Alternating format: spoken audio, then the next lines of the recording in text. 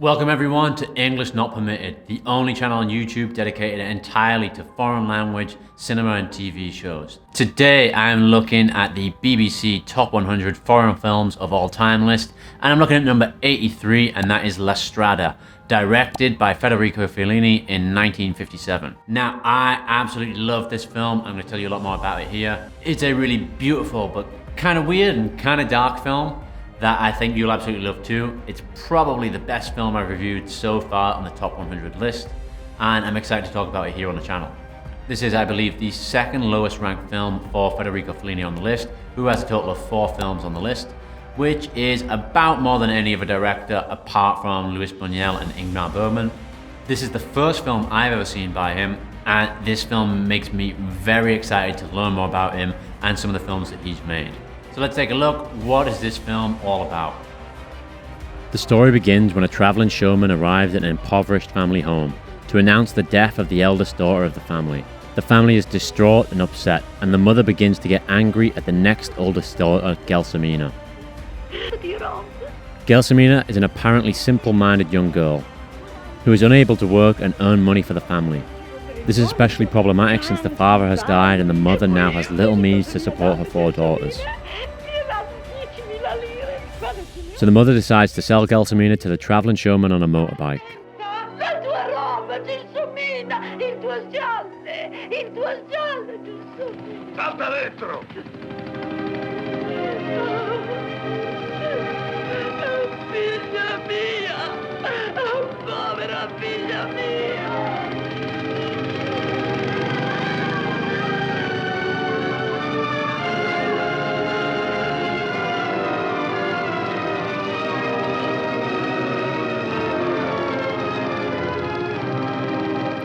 The showman, Zampano, begins to show Gelsomina how he makes a living, as a travelling strongman whose signature trick is breaking free of metal chains using his chest alone.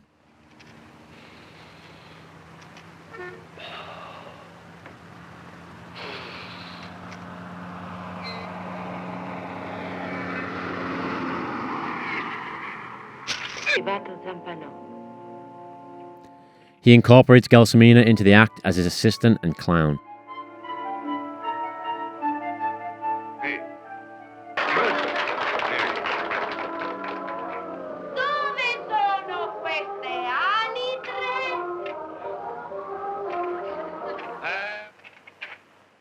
It quickly becomes clear that Zampano is not the most stable character. He drinks heavily, has a violent temper, and lives out the back of his camper attached to his motorbike. He grows frustrated with Gelsomina's inability to learn and simple-mindedness, and begins to verbally abuse and beat her. Early in the film, he leaves her stranded overnight whilst he goes off with another girl. Gelsomina has a mix of emotions. She likes her life as part of the travelling show and enjoys performing for others. She occasionally enjoys the company of Zampano, but is distraught by his destructive behaviour.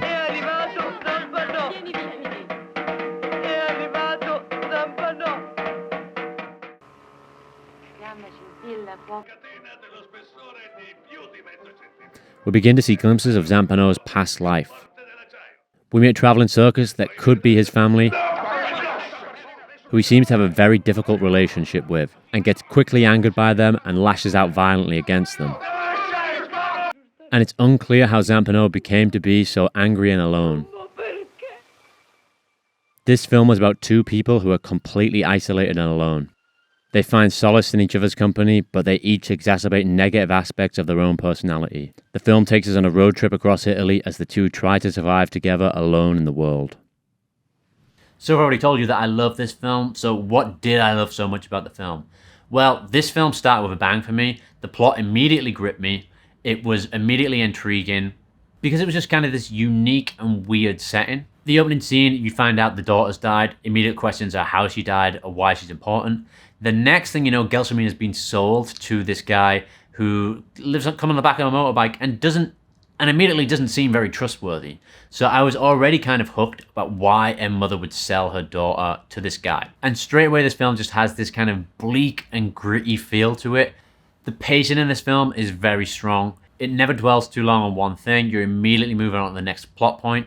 There's quite a lot that happens in this film and quite a lot of beats to it. This was a nice change because a lot of the other films that I've seen on this list, while very beautiful and while very interesting, they've kind of dwelled a long time and they're kind of slower films. This one's got quite a good pace to it, and the story develops pretty quickly by introducing new characters or taking us to new places. It's never in this one place for too long. In fact, if anything, one thing you should be aware of when watching this film is that there are time jumps. They may skip ahead a couple of years and you have to really pay attention and realize that's happened. I love the soundtrack to this film. Again, in the opening sequence, it's got this kind of really grand classical soundtrack to it. And this kind of adds to the classic film feel of it. And the trumpets and the soundtrack really help to drive the film along. One of the very interesting things was they actually incorporate the soundtrack into the plot. I won't talk about that too much now, but they do it in a really interesting way. So let's talk about some of the characters in the film now. Well, the character that interested me most was Zampano. This character seems ahead of its time in terms of his grittiness and the dark side of it. This guy seems like an early prototype of a Travis Bickle. Now, I've later found out that Scorsese was actually friends with Fellini and was a fan of his growing up, so maybe there's something to that. Maybe Travis Bickle from Taxi Driver was based a little bit on Zampano here. Well, what are these similarities? Well, he's kind of a loner. He lives on the edges of society. He's always on the move. He never stays in one place too long, and he always gets the hell out of there, probably before he's gained too much of a reputation or caused too much trouble. And to me in this film, he's not so much an anti-hero as he is more of a sympathetic villain. I would say he's almost definitely one of the bad guys in the story, but we do get to kind of have a bit of sympathy for him, and it's hinted at some of the reasons he's like this. I did find myself with a lot of questions about this character. How did he become to be this way? Why do members of the other traveling circus bully him and mistreat him? Which brings me to another point. Not everything is explained in this film. Some things are hinted at, but never explained in detail. And I like that. I think it's always good when the director respects the audience a little bit. You don't have to know every detail of someone's backstory. In fact, if you spell it out too much, that kind of ruins the fun of watching a film for me. And this film doesn't do that. You can guess and you can ask questions and you can guess why things might be this way, but he never tells you. The actor himself seems perfect for the role. This guy is a big and brutish looking guy, and he seems really imposing, especially compared to the other main actress, Gelsomina, who's very small, petite. If anything, in the first scene when you see him, you can kind of tell this guy's going to be trouble, which I think the directors nailed it. If you can tell a little bit about this guy's personality just from the first shot of him, just the way he looks. Gelsomina is probably the main character in the film. We get to see most things from her point of view. The story starts when she goes on this road trip with Zampano, and for the most part we only really get to see what she sees and interpret things her way. With her being this kind of naive character, that might be why we only get to see flashes of Zampano's backstory. Her character and her development is a very tragic story. She's an innocent character forced into difficult situations, and a lot of the film is how she reacts and how she deals with this difficult situation. And I think this is kind of an early representation of an abusive relationship. We see in the film aspects of relationships that are obviously unacceptable, violent, anger, kind of this toxic relationship. So this is kind of an early representation to me of what it might be like to be in an abusive relationship. And we see Gelsomina fall into some of the traps that we know today are how people sometimes react to abusive and toxic relationships. Falling back into it, believing lies, etc., etc. So this is another way in which the film might be ahead of its time. So my final thoughts on this spoiler-free part review are, in my opinion, you should go watch this film. I really enjoyed it. Like I said, it's weird, it's quirky, it's dark, it's gritty, but it's beautiful. In fact, I think the film should probably be ranked higher. I think it's my favorite film that I've seen so far on this list. At least the ones that I've reviewed recently or I'm about to review in the coming weeks. I'm noticing that a lot of the films on the BBC Top 100 list are pretty dark and dreary films. This one's no different. I don't know, maybe I've got to look at which ones are going to be more upbeat and enlightening films. To me, this feels like a good entry into Federico Fellini.